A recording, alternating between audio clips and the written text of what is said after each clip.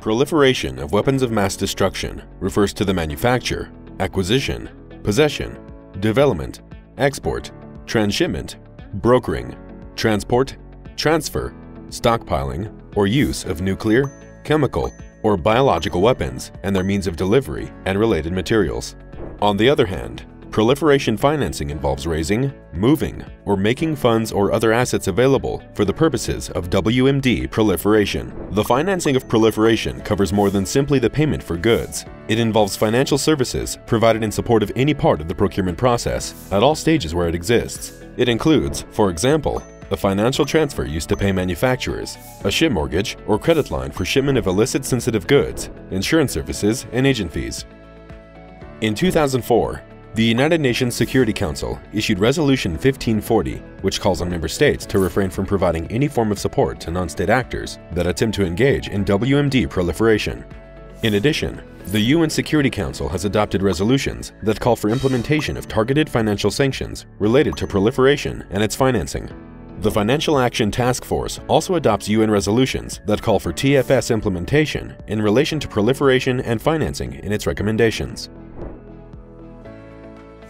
Dual-use goods are goods, softwares, and technologies that can be used in both civilian and military applications and generally require permits in order to be imported or exported.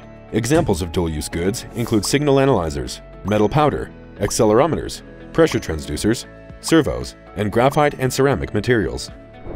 A servo, for example, may be used in medical equipment or in developing missile technology. Other examples could include certain graphite and ceramic materials, which can be used in nuclear reactors or in manufacturing something as simple as a pencil.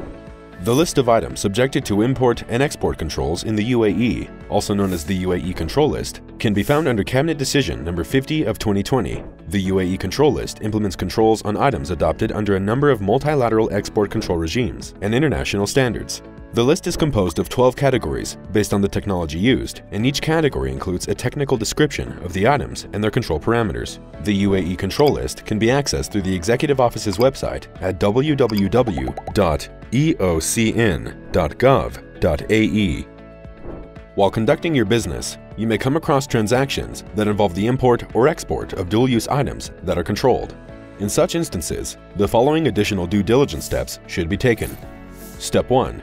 You should screen trade-based documents such as bills of lading, invoices, and sales and purchase agreements for alerts against the UAE Control List. Step 2. If an alert is identified, you should request the client for technical specifications of the item, such as a catalog or manual, as well as information on the end use and end user of the item. Step 3. Verify whether the item is controlled under the UAE Control List. If the item is controlled, you need to ensure that the client has a valid permit issued by the Executive Office before processing the transaction. If the item is not controlled, you may proceed with the transaction. If you are unsure whether the item is controlled or not, you may contact the EOCN by sending an email to tfs@eocn.gov.ae. The EOCN Technical Support Team will review your query and respond accordingly. On the other hand, if the customer due diligence measures reveal suspicious proliferation financing transactions or activities, you should consider reporting an STR or SAR to the UAE Financial Intelligence Unit. Examples of suspicious PF activities include shipments of goods that are incompatible with the known business activity and nature of products or services provided by the entities involved in the transaction, or inconsistencies identified across contracts, invoices, or other trade documents. For more information on countering proliferation financing, please visit the Executive Office for Control and Non-Proliferation's website at www.eocn.gov.ae